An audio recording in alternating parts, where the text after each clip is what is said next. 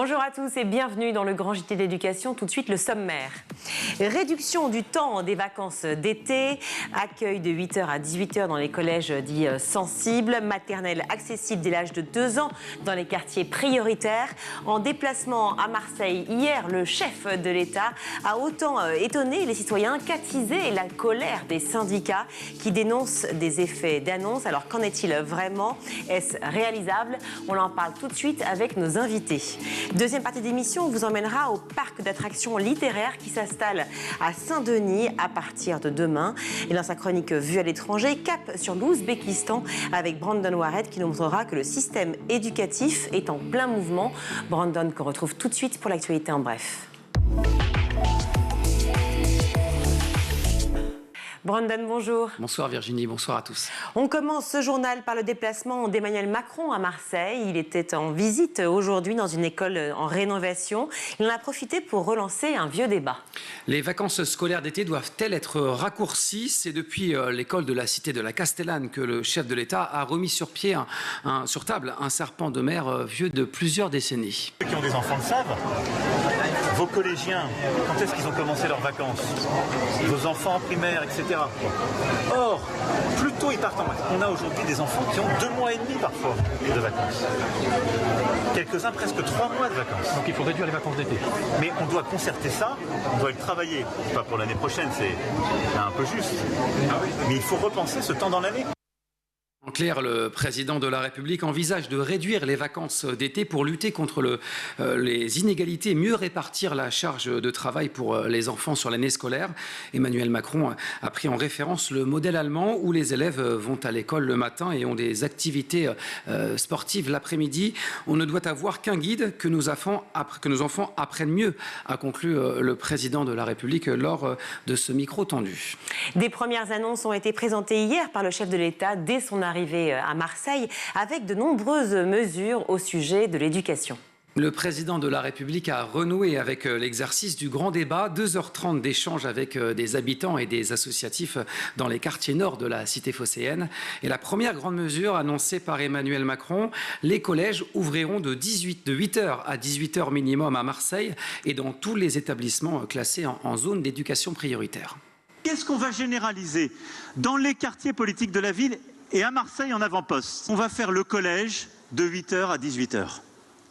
Et donc, dans vos quartiers, vous aurez le collège qui prendra les élèves en charge pédagogiquement de 8h à 18h. Parce que l'inégalité scolaire, elle se crée dans ces temps où l'enfant il était renvoyé chez lui. C'est fondamental. C'est fondamental. Le dispositif était expérimenté. Il sera désormais généralisé à tous les quartiers sensibles de France pour lutter contre l'inégalité scolaire. Le but, ne pas laisser les jeunes décrocher dès la classe de 6e. Emmanuel Macron compte aussi pallier à l'absence des professeurs en payant des heures supplémentaires les enseignants remplaçants. Autre annonce du chef de l'État hier autour de l'avenir professionnel de nos enfants.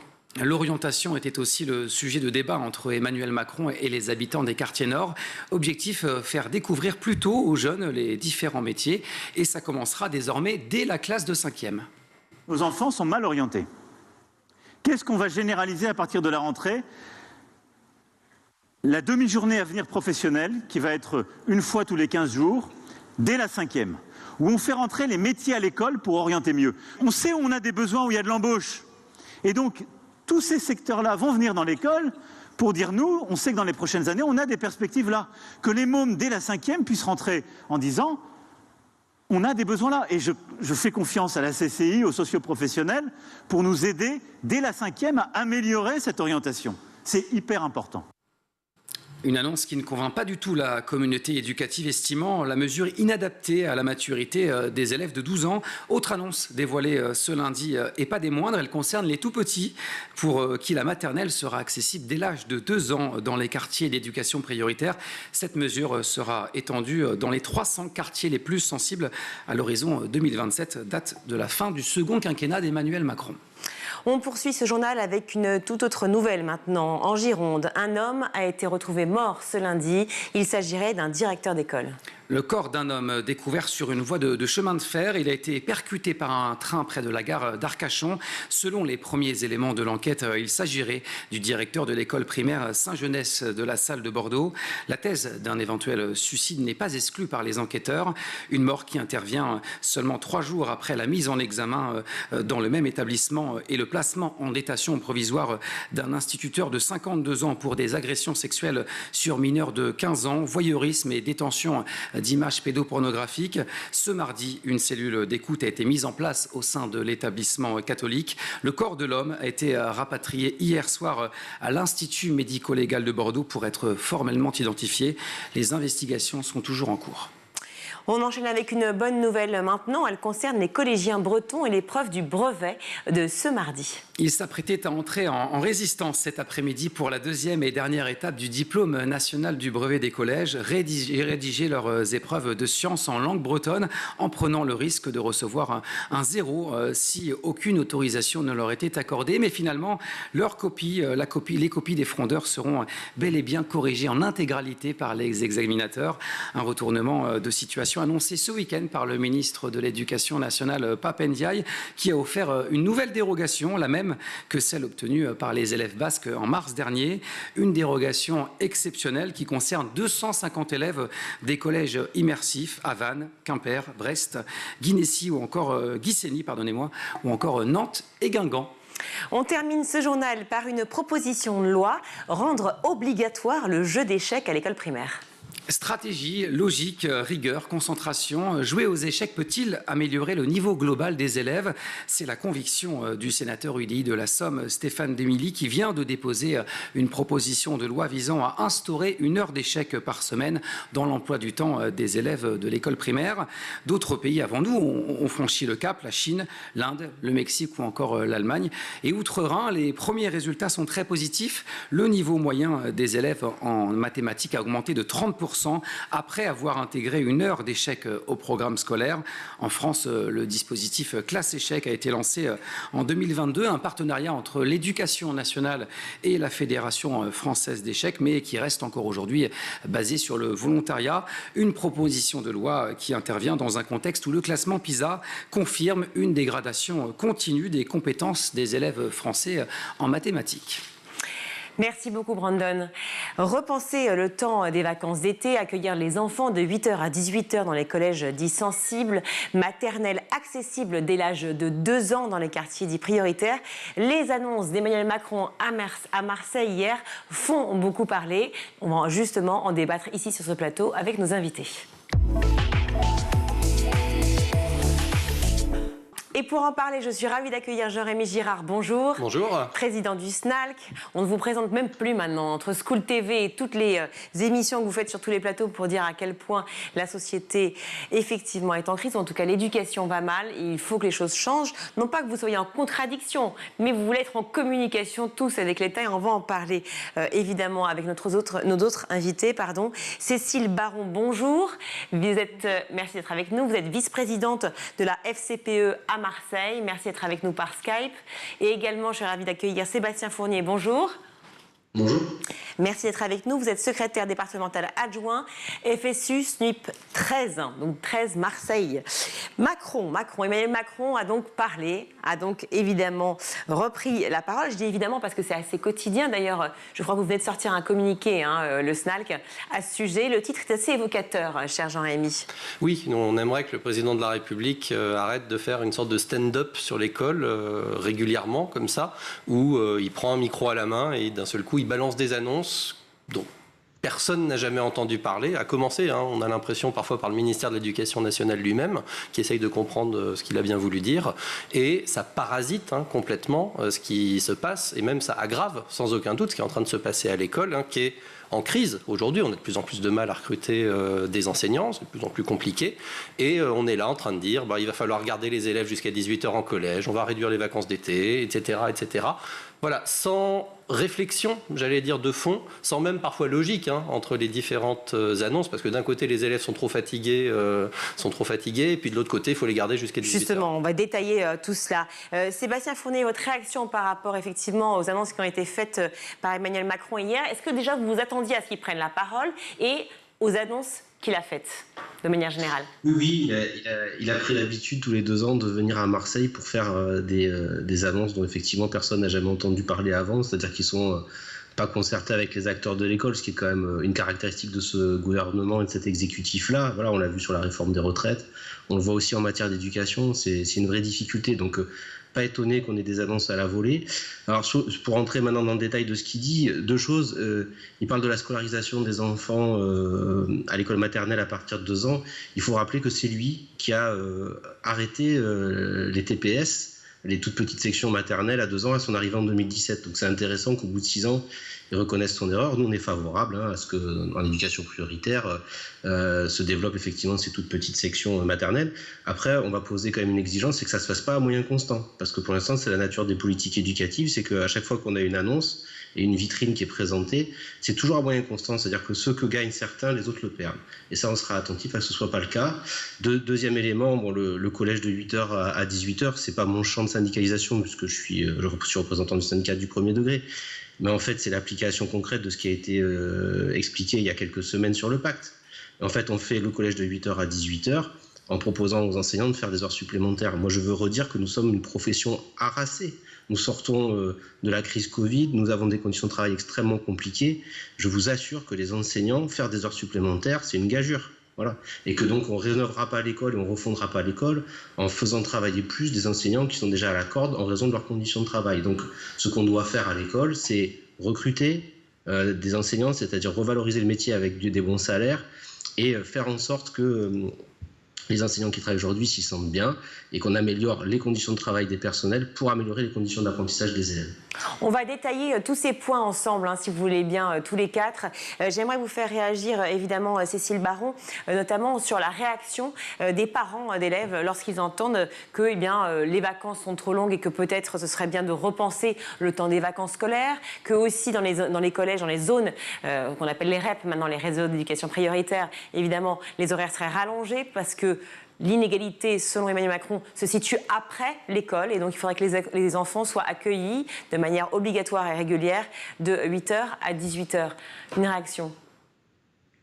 Je crois qu'il y a déjà beaucoup de choses qui ont été dites. La problématique de ces annonces-là, c'est de donner les moyens en fait de faire ce qui est annoncé. Moi, ça me ferait sourire si c'était pas aussi grave et triste, mais prétendre réduire les inégalités sociales quand on s'acharne à casser le service public, qui pour moi est le seul garant de l'égalité sur l'ensemble du territoire, que ce soit à l'école, pour la santé, les transports, et on pourrait énumérer comme ça tout un tas de choses. Moi, ça me semble complètement antinomique, donc je ne comprends pas très bien cette logique, si ce n'est effectivement de créer pour moi plutôt des systèmes à 2 vitesses plutôt que de créer de l'égalité. Donc je ne comprends pas très bien en fait. Je ne vois pas, c'est facile d'annoncer on va ouvrir les collèges de 8h à 18h, les enfants resteront dans les collèges de 8h à 18h, mais dans quelles conditions, encadrés de quelle façon, quand on voit aujourd'hui, c'est ce que disait Sébastien Fournier, qu'on manque de remplaçants dans les écoles, dans les collèges, dans les lycées, qu'on manque d'AESH pour s'occuper des enfants en situation de handicap. Moi, la première question que j'ai envie de me poser, c'est comment est-ce qu'on accueille ces enfants? Pareil pour les toutes petites sections, pareil si on écourte les vacances. Enfin, voilà, comment est-ce qu'on fait travailler davantage des enseignants qui sont malmenés depuis des années, sans les moyens, y compris, on va dire, autour du scolaire, c'est-à-dire tous les personnels, les psychologues scolaires, les infirmières scolaires, les assistants sociaux, etc., les AESH dont j'ai parlé. Donc voilà. Donc moi, je ne comprends pas bien comment on peut effectivement rallonger le temps de travail de tous ces personnels pour accompagner correctement les enfants. Pour moi, effectivement, il faut recruter avant tout. Sinon, on ne pourra pas appliquer ce genre d'annonce. Alors j'ai bien peur qu'effectivement nous ne soyons pas les seuls à bien comprendre ce qui se passe. D'ailleurs même Emmanuel Macron lui-même, lors de son allocution, avait l'air finalement de dire, voilà, par exemple, je me suis rendu compte que finalement les temps d'absence des professeurs, des enseignants, de moins de 2 semaines n'étaient pas comptabilisés, comme s'il n'était pas au courant, et finalement donc il est revenu sur sa position, comme s'il acceptait aussi de se tromper par moment. Est-ce que c'est un sentiment que vous avez, Jean-Rémy Girard? Qui se trompe, c'est un sentiment qu'on a, oui. Ça, assez clairement, parce que, mais une fois encore, c'est il accepte de se tromper. Alors, c'est tant mieux s'il l'accepte. Mais non, mais Emmanuel Macron n'est pas un spécialiste d'éducation. J'ai envie de dire, c'est parce qu'on lui demande. Hein. Il est président de la République, il n'est pas ministre de l'Éducation nationale, même si parfois on confond un peu. Mais, on confond par rapport justement au fameux parce que c'est lui qui fait toutes les annonces. Voilà, c'est lui qui fait toutes les annonces sur l'éducation, ce qui n'est pas très sain d'ailleurs. Mais où est le ministre de l'Éducation justement? Il est derrière. Du coup, c'est pas lui qui porte finalement la politique éducative, qui est portée par le président de la République. Et pourquoi est-ce lui qui la porte précisément? Parce que c'est vrai que c'est devenu un de ses sujets principaux, primordiaux. À notre sens, en tous les cas, de ce qu'on analyse, c'est parce qu'en fait, il fait de la politique. Il fait essentiellement de la politique et de la communication avec l'école. Enfin, l'école est un moyen pour lui de communiquer. Et finalement, ce qu'il dit, ce qu'il annonce, etc., est souvent complètement déconnecté de la politique réelle qui est menée au ministère de l'Éducation nationale. On en parlait sur les très petites sections, c'est-à-dire la scolarisation en maternelle des moins de 3 ans. Le taux de scolarisation en très petites sections a diminué très fortement depuis 2017, depuis qu'il est au pouvoir. Et là, il vient nous dire, mais oui, il va falloir que les enfants, à partir de 2 ans, ils puissent aller à l'école. Ça fait 6 ans qu'il fait le contraire. Et on pourrait multiplier, en fait, ce type d'exemple. C'est pour ça que ça fatigue les personnels de l'éducation nationale, car à un moment, nous, on a un temps de travail qui augmente, les statistiques du ministère le montrent, c'est de plus en plus compliqué, on a le moral de plus en plus dans les chaussettes. On va en parler. Et on a toutes ces annonces-là qui déboulent. Ce point précis, justement, la scolarisation des toutes petites sections, donc dès 2 ans. Parlons de ce point précis, si vous voulez bien, Sébastien Fournier. Est-ce que réellement, l'inégalité scolaire commence si tôt, dès 2 ans? Est-ce que ça réduirait les inégalités que de scolariser les enfants plus tôt? Oui, moi là-dessus, il y a la réponse, on l'a portée. D'ailleurs, c'était une revendication historique de notre organisation syndicale quand pour la première fois ça s'est mis en place. Et au-delà de ça, il y a aussi comme sujet la question de savoir si on donne à l'éducation prioritaire les moyens de son ambition, c'est-à-dire des réels moyens. Et moi, de ce point de vue-là, je suis pour qu'on donne ces moyens-là. On sait que tous les rapports montrent que les inégalités sociales et scolaires se creusent. Et il faut bien que l'école participe à les corriger. Et donc, il faut qu'on donne plus de moyens dans les quartiers où il y a besoin de plus d'écoles. Donc ça, c'est pas un souci pour moi sur le fond, vraiment. Mais là aussi, en fait, Emmanuel Macron fait l'inverse. Il est en train de mener une expérimentation à Marseille où, au lieu de donner plus à ceux qui ont le moins, il donne 2,5 millions dans le cadre de l'expérimentation à 80 écoles, alors qu'il y en a 470 sur la ville, qui sont choisies et triées, non pas en fonction des besoins des élèves, mais en fonction d'un recrutement assez opaque d'écoles qui ont accès à des moyens. Bon, ça c'est aussi un changement de méthode et de logique et d'organisation de l'éducation nationale qu'on combat. Donc on voit bien que là il fait une annonce sur quelque chose dans les quartiers populaires et que sa politique a consisté depuis 6 ans à détricoter la politique d'éducation prioritaire, à contractualiser l'accès aux moyens par des dispositifs comme l'expérimentation Marseille ou comme les contrats locaux d'accompagnement et que donc voilà. Donc c'est encore une fois, c'est des effets d'annonce dont on ne sait pas de quel effet elles seront suivies. Et puis moi, je redis ce que je dis tout à l'heure, c'est-à-dire qu'il faut regarder derrière ce que ça veut dire, parce que, par exemple, l'histoire des CP à 12 ou à 15 en éducation prioritaire, telle qu'elle a été mise en œuvre, elle a été mise à moyens constants. Et ça s'est traduit immédiatement par le fait que les effectifs du CO2 au CM2, ou en petite section, ou en moyenne section, ou en rééducation prioritaire, ont explosé. Et donc ça, on ne peut pas l'accepter comme politique. C'est-à-dire que si on veut améliorer l'éducation, il faut mettre les moyens de l'amélioration. Il ne faut pas dire je mets à un endroit, je retire à l'autre. Et on a aussi, à cette occasion-là, perdu les moyens de remplacement. Et aujourd'hui, ce sur quoi il revient sur le collège avec le pacte, etc., en nous expliquant qu'il va falloir mieux remplacer les collègues, c'est quand même sa politique qui a consisté, en faisant des réformes à moyens constants, à faire en sorte qu'on n'ait plus de remplaçants. Et c'est vrai, Sébastien Fournier, on se pose la question. C'est vrai que forcément, on a toute cette réaction de se dire, mais enfin, c'est sa politique qui a mené à cela. Donc pourquoi, et aussi les politiques, peut-être les réformes qui ont été faites avant, hein, on va quand même pas parler, évidemment. Tout le monde est responsable. Il y a eu une histoire de l'éducation nationale avant Emmanuel Macron, on est d'accord. Évidemment. Mais bon, la situation est telle qu'aujourd'hui, on se pose la question. Faire des réformes, augmenter effectivement le nombre d'heures, etc., pourquoi pas? Mais enfin, déjà, on est en train de se poser la question de savoir effectivement s'il y aura suffisamment de professeurs à la rentrée 2023 et encore plus s'il y aura des professeurs évidemment pour pouvoir faire ces fameuses heures supplémentaires qui sont demandées. C'est ça. En fait, on a une paupérisation du métier. Alors, je ne suis pas en train de vous faire Les Misérables de Victor Hugo, mais très clairement, c'est une réalité. Il y a une perte incroyable de pouvoir d'achat de la profession enseignante depuis une trentaine d'années, alors même que le niveau d'études requis a augmenté. Donc on a un métier qui est plus qualifié aujourd'hui qu'il ne l'était il y a 30 ans sur le plan des études, mais qui est beaucoup moins bien payé avec un pouvoir d'achat qui est en forte baisse. Donc, et des conditions de travail très difficiles. Et des conditions de travail qui se sont dégradées. Ça aussi, les enquêtes du ministère montrent, le temps de travail réel augmente et il y a une enquête bien-être, on aurait dû l'appeler mal-être probablement du coup, où effectivement, enfin c'est catastrophique, surtout pour une profession intellectuelle à Bac+5, c'est pas du tout les niveaux qu'on devrait avoir. Mais tout ça, Emmanuel Macron le sait, le ministre Pap Ndiaye le sait aussi. Le sait. Non, mais je veux dire, oui. On parle avec le chef de l'État. Donc, oui. En l'occurrence là, si ces annonces sont faites par Emmanuel Macron, notamment à Marseille, quelles sont-elles ? Je veux dire, quel est le but, puisqu'on sait précisément qu'on va manquer d'enseignants ? Mais je crois que le but, c'est de parler aux Marseillaises et aux Marseillais qui sont là pour l'écouter. En fait, c'est vraiment de la communication politique. C'est très clairement de la communication politique. Sur le plan sur Marseille, il y a un point qui est très utile pour les écoles qui sont concernées, c'est qu'effectivement l'État met la main à la poche pour rénover le bâti scolaire des écoles. Ce qui n'est pas de la compétence de l'État, c'est les collectivités locales qui sont censées faire ça. Sauf que la mairie de Marseille, voilà, elle l'a pas fait depuis très très longtemps.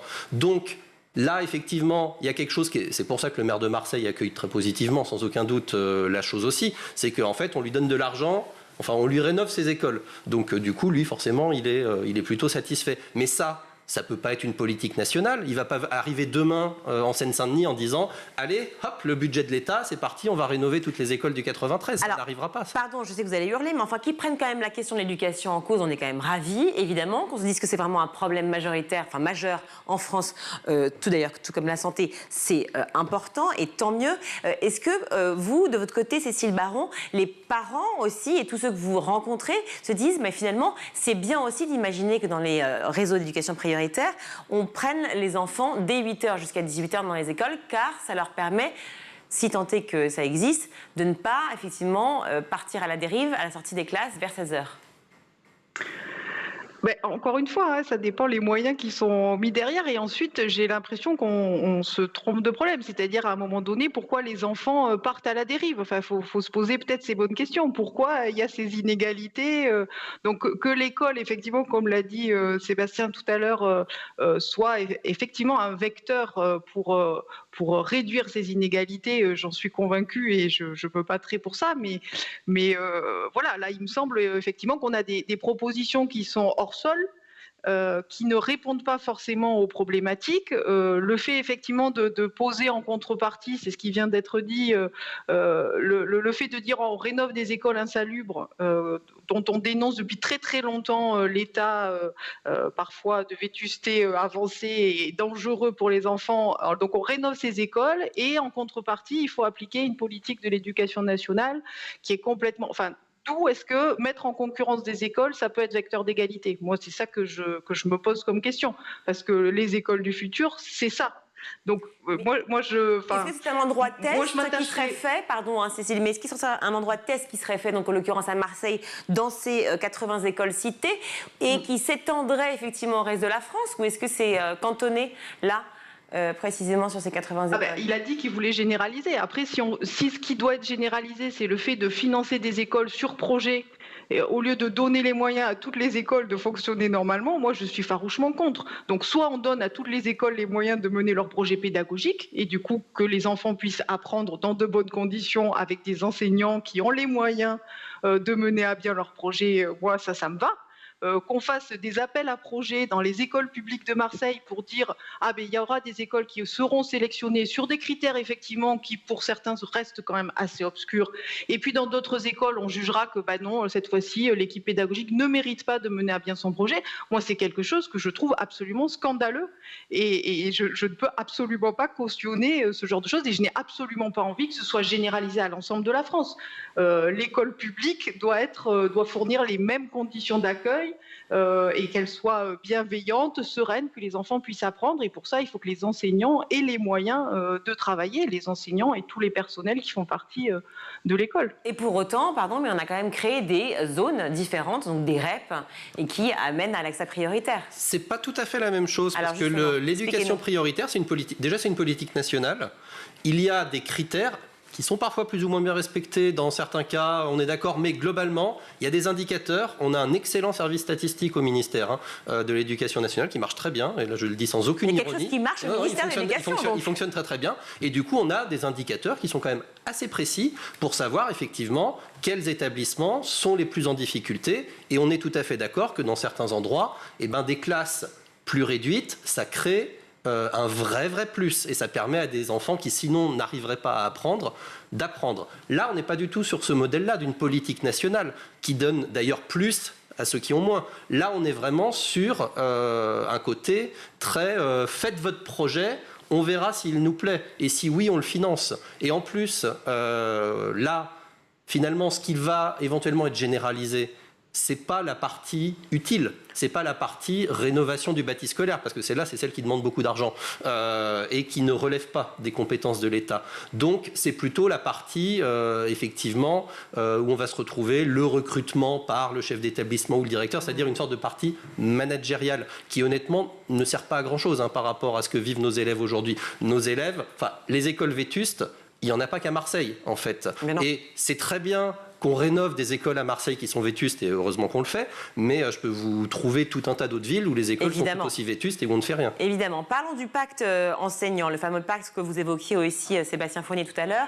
Donc ces enseignants qui, effectivement, pourraient toucher une rémunération supplémentaire pour des heures sup faites à l'école. Ça veut dire qu'un prof de maths, tout d'un coup, cocherait via une appli, d'après ce que j'ai compris, en disant « je suis libre, je suis dispo, je vais donner un cours d'histoire ou un cours de français dès maintenant ». Votre avis sur la question ?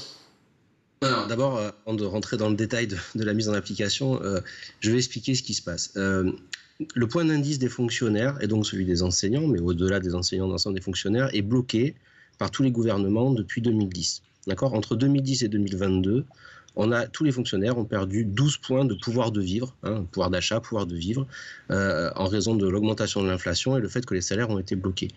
Donc, pendant 2 ans, là, entre l'année dernière et cette année, il va y avoir 12 points d'augmentation de l'inflation. D'accord ? Donc la réalité des fonctionnaires, la réalité des enseignants, mais la réalité aussi des salariés du privé, par ailleurs, c'est qu'aujourd'hui, on se retrouve dans une vraie difficulté de capacité à vivre en fait. Voilà, il y a plus de 40% des gens qui contrôlent leurs dépenses sur l'alimentation. Donc on est dans une situation compliquée. Que fait ce gouvernement par rapport à ça ? Nous, ce qu'on demande, c'est quoi ? C'est l'alignement des salaires sur les prix, tout simplement, de faire en sorte que nos salaires augmentent en même temps que les prix pour qu'on puisse continuer à garder notre niveau de vie, quelle que soit notre rémunération, notre salaire. Le gouvernement ne fait pas ça. Il fait croire à tout le monde qu'il fait une augmentation de salaire, mais l'augmentation de salaire, elle est inférieure à l'augmentation de l'inflation. Premier élément. Deuxième élément, qu'est-ce qu'il fait ? Il dit, mais si vous voulez gagner autant que ce que vous gagnez avant, il va falloir faire des heures supplémentaires. Donc qu'est-ce qu'il fait ? Il nous fait travailler plus pour gagner moins. C'est ça la réalité de la réforme qui a été proposée sur les salaires et qui est arrivée après 4 mois de lutte sur les retraites. C'est d'expliquer qu'en fait, on travaille plus pour gagner moins. Qu'est-ce qu'il fait ? Il dit, la part fixe, elle ne va plus bouger, mais vous allez avoir une part variable qui va dépendre du nombre d'heures que vous êtes prêt à faire. Et moi, je dis, les enquêtes, elles sont très claires. La moyenne de travail d'un enseignant hebdomadaire, c'est 43 heures par semaine. Est-ce qu'à 43 heures hebdomadaires, on pense sincèrement qu'un enseignant peut faire des heures supplémentaires ? La réponse est non. Il faut donc commencer par rémunérer le travail réellement fait. 43 heures par semaine, ça se rémunère. Ça veut dire rattrapage sur les salaires de tout ce qu'on a perdu en termes de pouvoir d'achat depuis 2010. Voilà, ça c'est le minimum du minimum. Et ensuite, effectivement, indexation des salaires sur les prix pour qu'à l'avenir, et si l'inflation se poursuit, les enseignants, comme les fonctionnaires, et on demande la même chose pour le privé, que les rémunérations correspondent à l'augmentation des prix, tout simplement. Une mesure de justice sociale et de reconnaissance. Je mets ça en perspective avec ce qui est en train de se passer sur le concours des enseignants. On disait tout à l'heure avec Cécile Baron qu'il fallait recruter des enseignants pour pouvoir mettre en œuvre des politiques publiques en termes de services publics d'éducation qui soient cohérentes. Là, on sort des concours du premier degré. Il y a à l'échelle de la France 1500 places qui n'ont pas été attribuées parce que plus personne ne se présente au concours enseignant. C'est arrivé, ces choses-là, 1 mois après les annonces du président de la République et du gouvernement sur les salaires. Ça veut dire quoi? C'est-à-dire que le prétendu choc de compétitivité, l'augmentation de salaire, le choc d'attractivité, pardon, et l'augmentation des salaires, ça n'a pas marché. En fait, ça n'a pas marché. Plus personne ne veut devenir enseignant en France. Conditions de travail difficiles, salaire insuffisant. Et donc, à partir de là, on peut mener aucune politique publique. Donc, sur les salaires, la première chose à dire, avant de rentrer dans le détail des choses, c'est de dire que la politique du gouvernement est inacceptable. Vraiment inacceptable. C'est une maltraitance organisée et structurée du service public d'éducation. Et donc, la qualité du service public d'éducation pour les élèves. Voilà. Après, merci. Merci, je suis désolée, on va devoir couper parce que malheureusement, on doit... Mais oui, le temps presse. On a déjà poursuivi un peu la discussion. Mais je propose, dès que vous avez la possibilité de venir à Paris, mais si vous ne venez pas à Paris, encore une fois, par Skype, comme on l'a fait à l'instant, de pouvoir discuter de ce qui se passe aujourd'hui et des annonces qui vont être faites. Parce qu'on imagine bien que le stand-up, comme vous dites, ne va pas cesser. Et donc, les annonces vont continuer. Et donc, on va pouvoir en discuter, notamment des vacances scolaires qui seraient peut-être raccourcies. Enfin, on a encore beaucoup Alors qu'on est dans la moyenne européenne. Hein. Oui, certes. Il n'y a aucune spécificité française sur les vacances d'été. Hein, mais on peut se poser la question de savoir si ce serait bien ou pas pour les parents aussi, tant que pour les élèves. En tout cas, merci mille fois d'avoir été avec nous. On est tout à fait conscient de la difficulté que tous rencontrent dans l'éducation et à quel point on est un peu, on l'avoue, autant moi d'ailleurs, journaliste, que vous qui êtes spécialiste de l'éducation, un peu étonné et perdu dans ces annonces. Merci beaucoup Jean-Rémy Girard d'avoir été avec nous, président du SNALC, Cécile Baron, vice-présidente de la FCPE Marseille. Merci mille fois d'avoir été avec nous sur ce plateau, ainsi que Sébastien Fournier. Merci aussi, vraiment secrétaire départemental adjoint FSU SNIP 13. Merci, on marque une courte pause.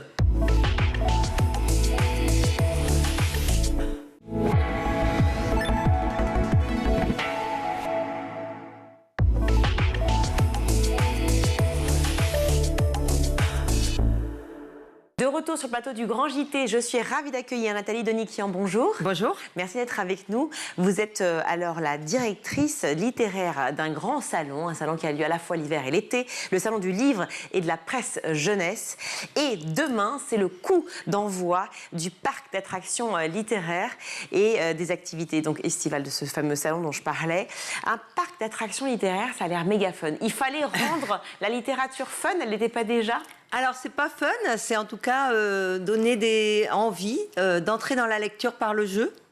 Donc, l'idée de ce parc, c'est ça. C'est d'aller vers la lecture avec tous les enfants dans leur diversité, vers le jeu. Et je dis tous les enfants parce qu'on accueille à la fois des scolaires, mais aussi des enfants qui viennent en groupe, en centre de loisirs, et puis bien sûr des familles qui arpentent ce parc qui existe bel et bien, hein, puisque c'est le parc départemental de la Courneuve, et dans lequel nous installons un grand espace de 10 000 m² où il y a 12 activités qui leur sont proposées, à la fois divers et très variés. Comme une activité, par exemple, mythique, qui marche à tout prix et qui...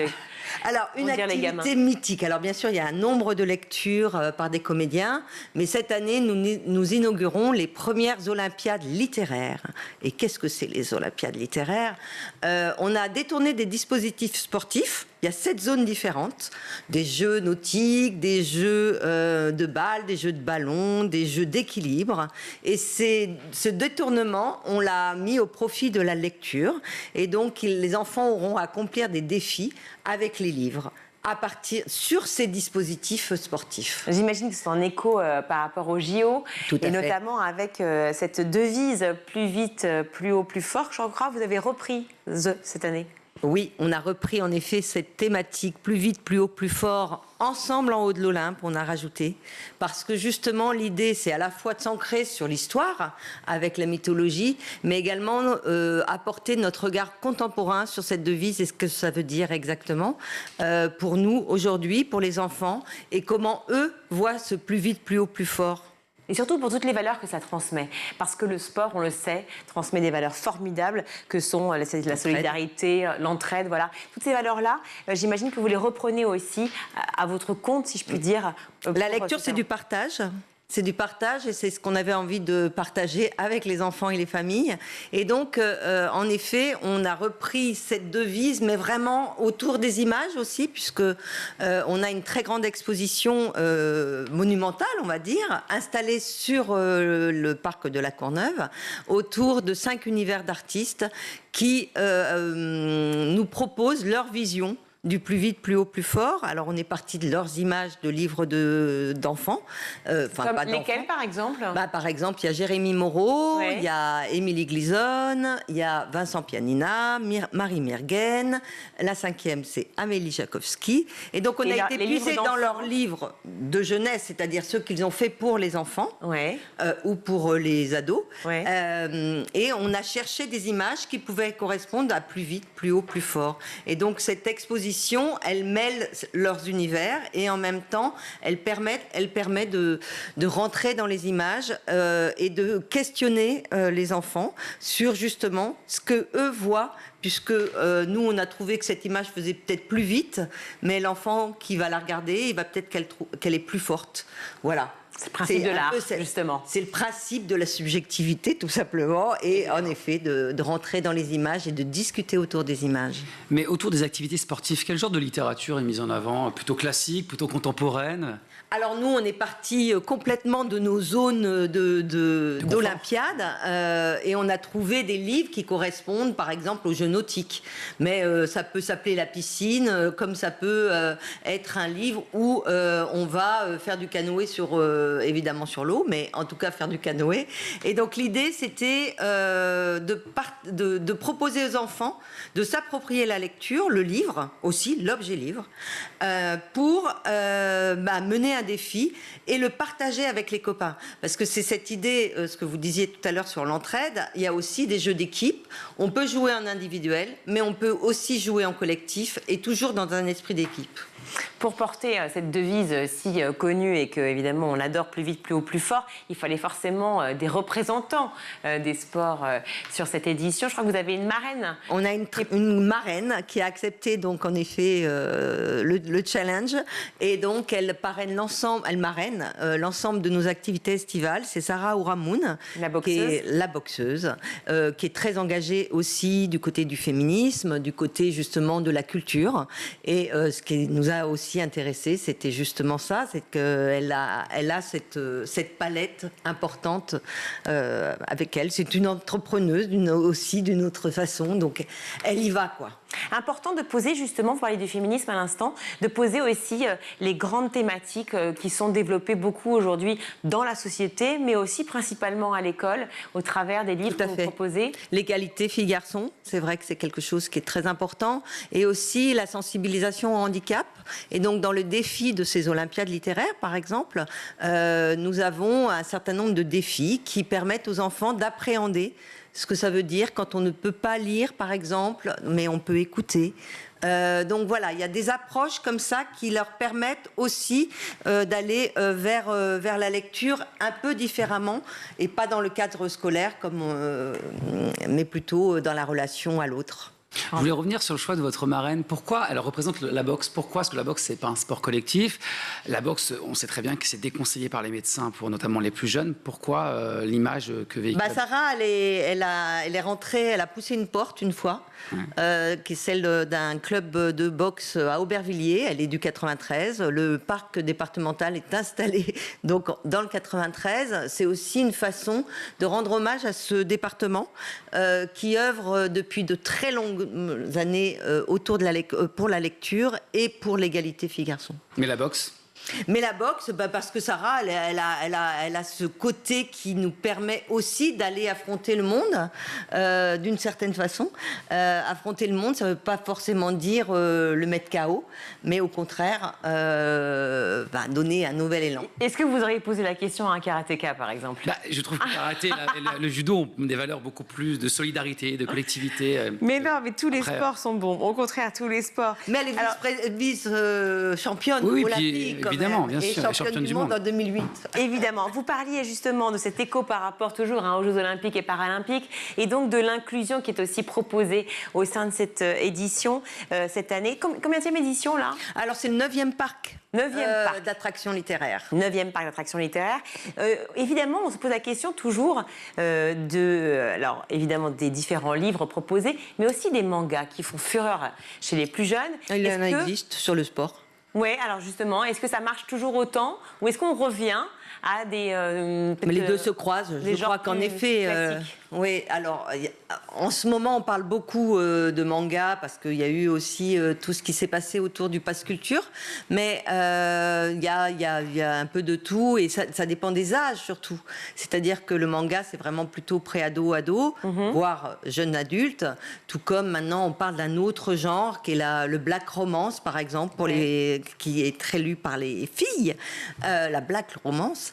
Mais il y a l'album a toujours sa place, tout comme la fiction, que ce soit du côté de la poésie. D'ailleurs, on parle beaucoup de poésie et que la poésie reprend un peu le dessus chez les jeunes. Et ça, c'est un peu intéressant parce que justement, il y a un rapport à la langue et un rapport à la sensibilité qui est différent que dans un roman, par exemple. Une façon de découvrir aussi de nouveaux métiers, en tout cas des métiers qu'ils connaissent peut-être moins bien ou de loin, les enfants en question qui viennent dans ce parc, et de se dire pourquoi pas découvrir ce que c'est qu'être illustratrice, ce qu'est écrire finalement, pourquoi pas des poèmes. Alors oui, il y a ça, mais c'est surtout vraiment leur apporter de quoi nourrir leur imaginaire à travers le livre pour enfants, et donc cette façon de nourrir leur imaginaire, elle passe aussi par l'observation, par le regard, par la manière de percer des images avec sa propre sensibilité.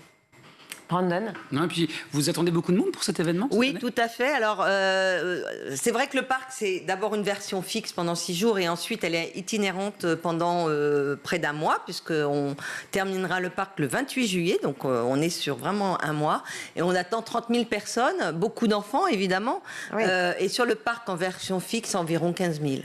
Quel est le prix d'accès ? Ah, mais c'est gratuit. Ah, ben voilà. Fabuleux ça. Non mais c'est génial de pouvoir proposer. C'est gratuit et il y a énormément d'inscriptions de groupes, de centres de loisirs, et quand on est en version itinérante, le parc d'attractions littéraires, la version mobile, elle s'installe au pied des immeubles, elle s'installe là où sont les enfants.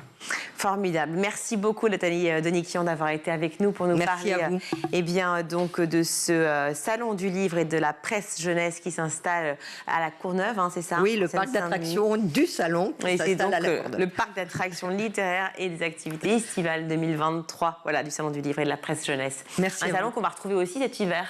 Ah oui, alors ça c'est différent. Le salon c'est complètement différent. C'est dans un bâtiment en dur, évidemment, du 29 novembre au 4 décembre. Oui, alors vous viendrez sur le plateau pour nous en parler. Et ça sera pas du tout la même chose, évidemment, mais on imagine d'autres formes pour accompagner les enfants vers la lecture. Voilà, en presse jeunesse. Merci beaucoup d'avoir été avec nous sur ce plateau.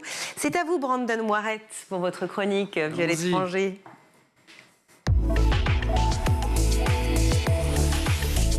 Cette semaine, Brandon, vous nous parlez dans votre chronique Vue l'étranger. Vous revenez plutôt sur le système éducatif ouzbek qui ne cesse de se développer, notamment avec des activités extrascolaires. Oui, et alors un petit point géographique quand même pour replacer sur le continent Asie centrale, l'Ouzbékistan, en dessous de la Mongolie, donc ce pays d'Asie centrale de la taille d'ailleurs du Maroc ou de la Suède, un peu plus petit que la France et indépendant depuis 1991 avec la dislocation de l'URSS. Ça, c'est pour le point géographie. Et le point éducation, évidemment, actualité très importante en Ouzbékistan, puisque l'année 2023 a été déclarée par le gouvernement année d'une éducation de qualité. Le pays s'est donné pour mission de renouveler, d'élargir son offre d'éducation extrascolaire. Pas besoin, évidemment, de tout révolutionner dans le pays, puisqu'il existe déjà des centres spécialement dédiés à des activités un peu partout dans le pays. On les appelle les Barkamol Avlod, traduction génération harmonieuse en ouzbek. Alors le nom, évidemment, il est très éloquent, très ambitieux.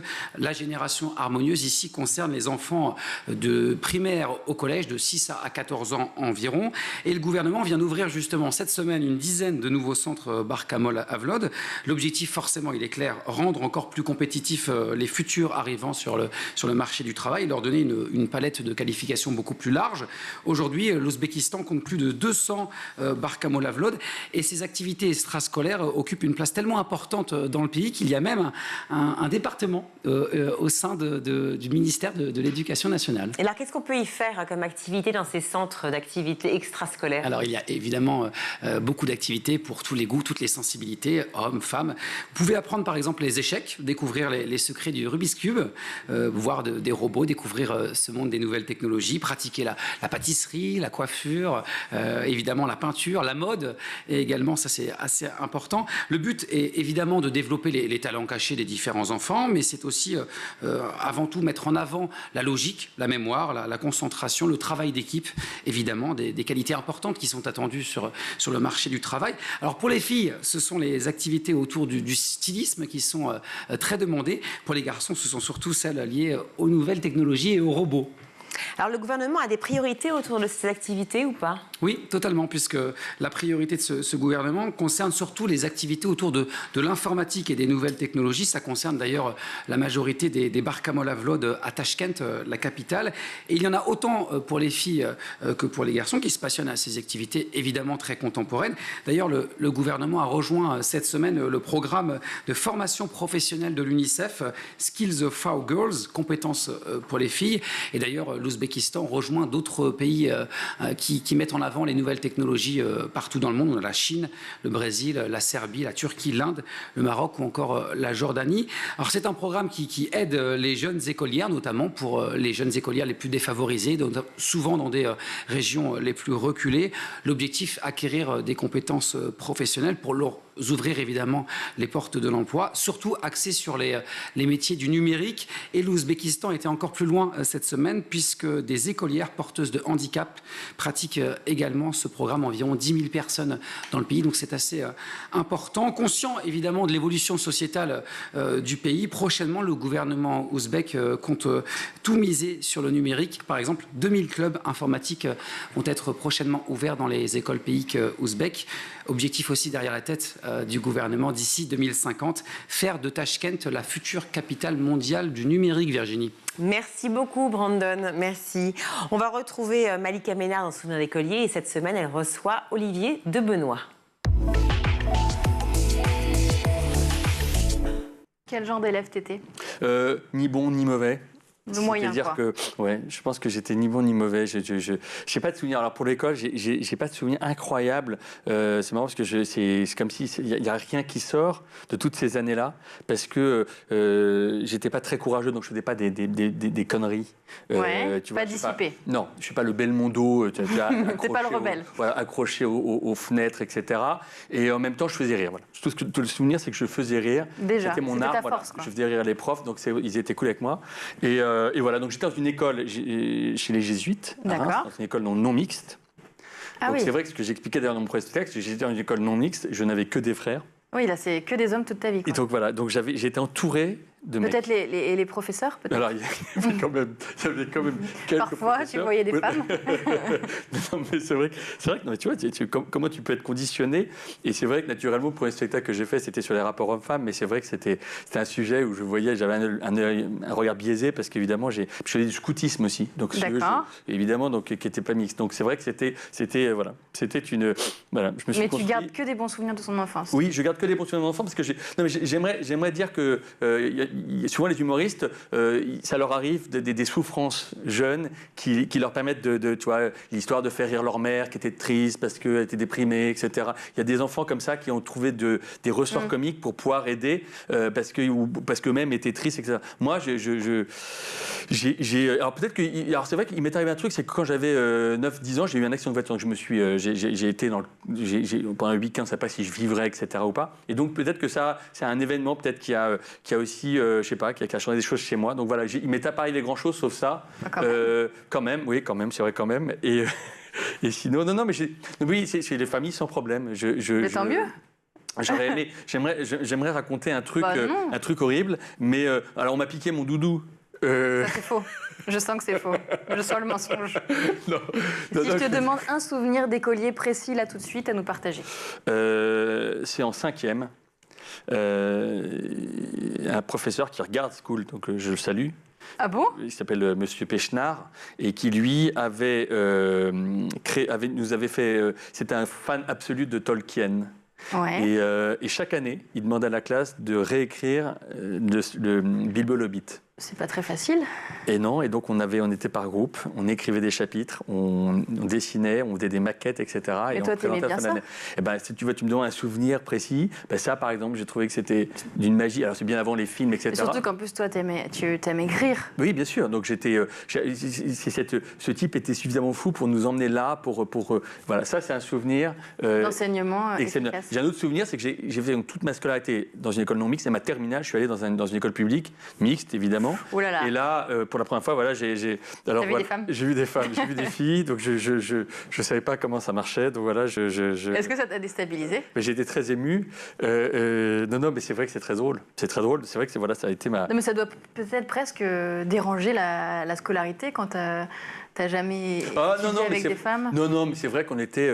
Non, mais on était effectivement dans un. Voilà, on faisait des soirées.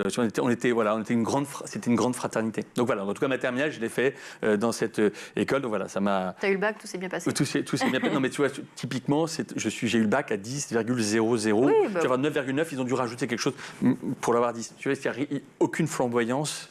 Si tu veux, c'est juste ric-rac. C'était tranquille. Voilà, ça correspond exactement à mon enfance, c'est-à-dire que c'est sans histoire. Et on te mettait pas la pression pour que tu aies des bonnes notes? Non, parce qu'en fait, quand tu as une famille nombreuse, tu t'occupes des urgences et j'étais pas une urgence.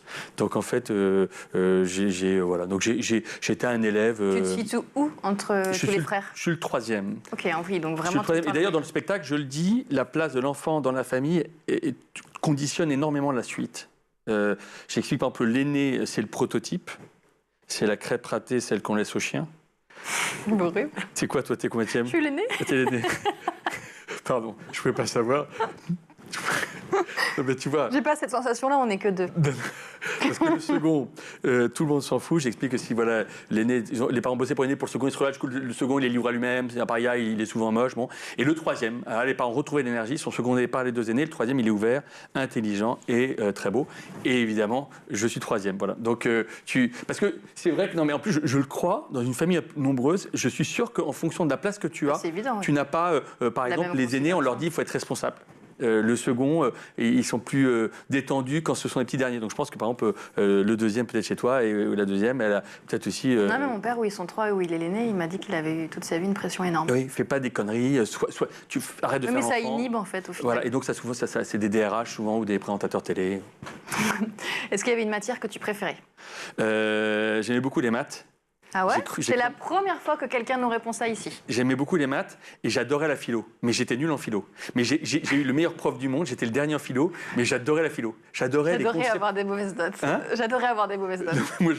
Non, mais j'ai horrible. Non, mais j'avais un niveau nul, mais j'ai adoré ça. J'ai adoré la philo. J'ai adoré. J'ai voulu faire une hippocane, ils m'ont pas pris parce que j'étais dernier. Mais ces concepts-là, ces réflexions, j'ai trouvé que c'était, on allait ailleurs. Mais bon, voilà. Est-ce que tu as une matière cauchemar? La matière cauchemar, c'était la biologie. C'est très précis. J'ai toujours. Et donc, quand j'apprends à mes enfants des trucs, dès que c'est la biologie, je renonce. Je ne comprends pas cette matière. Je ne comprends pas l'intérêt de cette matière. Quand tu n'aimes pas, il faudrait pouvoir dire on oublie. C'est ça et la chimie. La chimie. C'est un peu pareil pour les matières scientifiques. Oui, à la limite, voilà, je ne serai pas scientifique. Je ne serai pas Elon Musk. C'est déjà la fin de ce numéro. On se retrouve demain, toujours en compagnie d'Olivier de Benoît pour la suite de Souvenirs d'écoliers. Merci Malika, merci Benoît. Tout de suite, c'est le meilleur de School TV avec le Zap.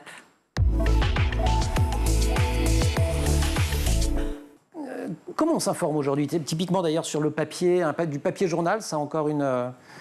Alors, en tout cas, on s'informe bien plus, en tout cas les enfants, les ados et les jeunes adultes s'informent bien plus sur des supports différenciés qu'on ne le dit. C'est-à-dire qu'on a souvent tendance à dire, voilà, tout passe par les réseaux sociaux, oui, c'est ça. C'est pas vrai. Alors, ce qui est vrai, bien sûr, c'est que le smartphone, c'est une porte d'entrée, en fait. C'est une porte d'accès à l'information, mais après... Une grande variété de pratiques. Une grande variété de pratiques, et puis une grande variété, un grand dialogue aussi entre les différents supports, même s'il ne faut pas se mentir, la presse écrite n'est évidemment pas le support privilégié pour s'informer. C'est un support qui, en plus, est quand même clairement cantonné aussi à un milieu social. On voit là clairement les héritages culturels qui jouent sur le support presse. Mais sur le reste, par exemple, le journal de 20 heures, de télévisé, conserve une importance réelle et d'ailleurs de sociabilité familiale. On le regarde pour être ensemble, en mangeant. Dans certaines familles, notamment populaires, ça garde une place importante.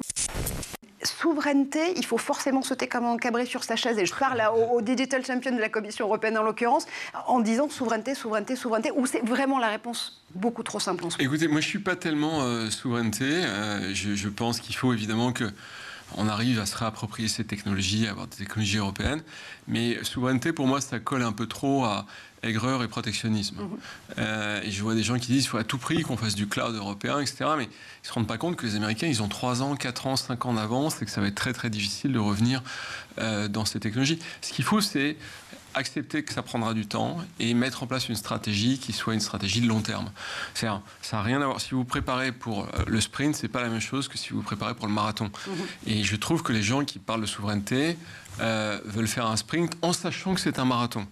Et donc on part, au bout d'1 kilomètre, on a épuisé ses forces et puis c'est fini, c'est plié, quoi.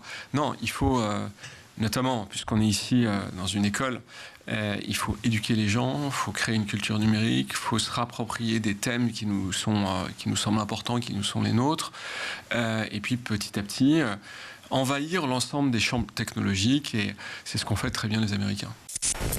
Notre souhait aujourd'hui, c'est que le vaccin de la méningite C dans la loi des 11 vaccins soit retiré et remplacé par ce quadrivalent qui fait 4 sérogroupes. Il fait le A, il fait le C, il fait le W135 et le Y. Ça vous permet d'augmenter la couverture vaccinale sans faire de vaccin supplémentaire. Plusieurs pays ont déjà adopté ce vaccin et pour nous, il y a vraiment urgence. Et ça permet comme ça de couvrir les nouveaux sérogroupes qui sévissent, comme le W135 et le Y, qui prennent donc de l'ampleur, comme surtout le W. Et vous n'avez pas peur d'une levée de bouclier? Vous n'avez pas peur d'une levée de bouclier de nombreux parents? On l'a vu concernant la vaccination, parfois c'est difficile. Alors, non, comment dire, quand je dirais, l'avantage, c'est que cette bactérie, elle est très fragile. Donc, elle a besoin du corps humain pour survivre. Donc, c'est les milieux, je veux dire, collectifs qui sont plus propices à la transmission par le biais des gouttelettes de la salive. Donc, on peut être un porteur sain de la bactérie sans la développer et la transmettre à d'autres personnes aussi, ainsi de suite, comme vous pouvez très bien de ne plus être un porteur sain. Donc, mais la bactérie, comme je disais tout à l'heure, elle a besoin d'un support irritant pour pouvoir se développer. Donc, éventuellement, les parties le bac au niveau des étudiants peut être un support, parce que les étudiants, il y a le stress, ils vont déglutir la salive par le biais du stress des différents examens.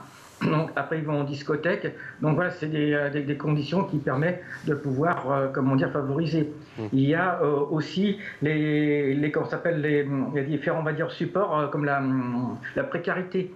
Donc aujourd'hui, qui commence à poser, je veux dire, quand je dirais problème, voilà, les personnes par cette précarité deviennent beaucoup plus fragiles. Donc, la méningite a plus de facilité à se développer. Donc, il y a vraiment aujourd'hui, notre société crée, je veux dire, des conditions qui sont plus favorables. Et par voilà, donc c'est un petit peu le problème d'aujourd'hui, et arriver à faire prendre conscience aux autorités l'urgence, et surtout qu'il y a les moyens, je veux dire, possibles de mieux protéger et d'informer. Est-ce que même aujourd'hui, en ligne, le débat ne peut plus avoir lieu, ne peut plus avoir de place, parce qu'on est polarisé sur deux extrêmes? Oui, le débat est compliqué. Il y a une forme de radicalisation violente que l'on observe un peu partout. Et clairement, l'échiquier politique a fortement évolué. Est-ce que le fait générateur, c'est Internet? C'est impossible à dire. Je pense qu'il a une part importante dans cette affaire. Il y a aussi l'évolution des grandes sociétés occidentales vers un post-consumérisme assez important qui est un peu compliqué. Mais c'est clair que notre éducation aux réseaux sociaux n'est pas terminée et que d'ailleurs le DSA s'inscrit bien dans cette logique-là de dire ok, votre responsabilité que vous avez sur les réseaux sociaux, c'est la même que dans la vraie vie. Et je crois que c'est quelque chose qui n'est pas encore perçu par tout le monde, notamment lorsque vous avez des gens qui sont jugés pour harcèlement. Ce qui est surprenant, c'est de voir à quel point ils ont l'impression que sur Internet, c'est pas important. Jimmy Voisine, dans l'espace de 23 ans, vous avez quand même le sentiment qu'il y a... Parce qu'on a un petit peu attaqué effectivement les autorités, les services de santé, mais que ça va dans le bon sens, ça va pas assez vite, comme souvent, mais ça va dans le bon sens? Ça va dans le bon sens, ça avance tout doucement. C'est vrai qu'il y a plus de 20 ans, je dirais, voilà, on nous disait mais qu'est-ce que vous faites là, voilà, on connaît notre métier. Aujourd'hui, voilà, il y a vraiment une relation, un respect avec les autorités sanitaires. Voilà, on travaille avec eux, mais c'est vrai que comme je disais tout à l'heure, bon, souvent ils sont un petit peu, je vais pas dire coincés, mais voilà, il y a la partie politique qui est derrière. Mais surtout, souvent on oublie aussi sur les conséquences des méningites, donc le handicap. Voilà, donc pourquoi les personnes se posent la question, pourquoi il y a l'amputation. Donc il faut expliquer que c'est les vaisseaux sanguins qui se dilatent et le sang s'en va dans les chairs. C'est pour ça qu'on fait une vitropression avec un verre, la tache ne disparaît pas. Donc c'est vrai que là, les séquelles elles sont tellement diverses au niveau des méningites, selon la personne, comment la bactérie peut faire du dégât sur le corps, le corps humain. Donc c'est vrai que c'est une partie qui, dirais-je, pour les autorités, pour la collectivité, pour les familles, pour les personnes, c'est des montants, je veux dire, astronomiques. Donc c'est pour ça que ce moyen de prévention, je dirais, voilà, c'est quelque chose qu'il faut faire, rapidement, par rapport au nouveau vaccin, la connaissance. C'est pour ça que nous, on a donc réalisé un livret de prévention qu'on souhaite pour l'éducation nationale. Donc, comme on ne pouvait pas parler que de la méningite, on a fait rajouter 11 autres maladies comme la rougeole, voilà. Là, il y a la grippe saisonnière que tout le monde appelle le Covid. Donc, on a fait rajouter ça. Ça a été fait avec des infectiologues, l'Institut Pasteur, validé par le ministère de la Santé, donc Santé publique France. On espère que pour la rentrée de septembre-octobre, ce livret pourra être disponible pour toute l'éducation nationale. Donc voilà, c'est vraiment un support, parce que c'est vrai que les enfants, c'est une des premières, on va dire, à des premiers, on va dire, comme contamination du fait que voilà, les enfants sont ensemble. Il y a donc puis le fait de ce parti collectif. Donc c'est vraiment, je dirais, c'est une des sources d'information et de prévention qu'il faut faire en urgence. Donc on espère beaucoup pour l'éducation nationale que ça puisse avancer. Et là depuis, c'est tout récent, on a donc des entretiens avec le médecin et l'infirmière du ministère de l'Éducation nationale. Là, ça fait plaisir, on se dit enfin que ça bouge. Les élèves notent les profs. Et cette fois, c'est pas dans le journal des enfants, c'est dans l'actu. Dans l'actu. Et moi, je me vengerai bien de ma prof de maths. Hein, moi, je lui donnerai un petit 4 sur 20. Voilà, hop, pour ma prof de maths. Alors, effectivement, donc, le journal L'Actu a interrogé les élèves pour savoir ce qu'ils ont pensé de noter les profs. Alors, évidemment, il y a des pour. Alors, mais bon, ils sont beaucoup plus fair-play que moi. Par exemple, Zoé, 13 ans, qui est en 5e, elle dit déjà, nous les élèves, nous sommes les mieux placés pour évaluer les profs, puisque ce sont nous qui sommes à leur contact tous les jours. Okay. Ensuite, ça permettrait de s'améliorer, dit Marine, 14 ans, à condition de pouvoir expliquer la note et apporter une remarque constructive. Ce qui est une remarque très pédagogique. Tout à fait. Et ça permettrait aussi aux élèves de s'impliquer davantage, selon Awa, 15 ans, d'avoir mieux conscience du métier de prof, de leur quotidien et des efforts que cela demande chaque jour. Si vous dites qu'il y a des pour, c'est qu'il y a des contre. Alors oui, certains élèves sont sympas et disent on les évalue déjà. J'ai vu passer un inspecteur dans ma classe un jour. Sympa, fair play. Il y a de la chance parce que c'est une fois tous les 10 ans dans le secondaire. Exactement, il y a de la chance cet élève-là. Tous les jours là. Et Raphaël, 14 ans, dit qu'il se sent pas assez mûr pour être objectif, si c'est pas trop mignon ça. Ouais. Et il a peur que ce soit le cas pour d'autres élèves qui seraient tentés de mal noter un prof si ce prof a mis une mauvaise note, par exemple. Ou alors, au contraire, ça n'arrive jamais. Jamais. Ou alors, au contraire, de bien noter un prof pour bien se faire voir. Donc moi, Emmanuel, je me mets 20 sur 20 parce que je suis une faillotte et que je veux bien me faire voir. Voilà. C'est la fin de cette édition. Merci à vous tous de nous avoir suivis. Je remercie 1000 fois toute l'équipe de School TV, canal 247 sur les Freebox, canal 217 sur les box Orange. Aujourd'hui, à la réalisation, c'est Raphaël Morel. Au son, c'est Maxence Mogin. Au maquillage, Morgane Brunet et Maguessel Agathe Delannoy à la rédaction. Et surtout, j'en profite pour vous faire part de la diffusion de ce reportage exclusif qui sera à découvrir ce soir à partir de 22h15 sur School TV. Il était déjà en diffusion hier soir, mais regardez, Reportage signé Sébastien Zulian sur le Molotour, cette initiative de la région académique du Grand Est pour lutter contre le cyberharcèlement. Notez bien, 22h15 ce soir sur School TV. Très belle soirée à tous. Ciao.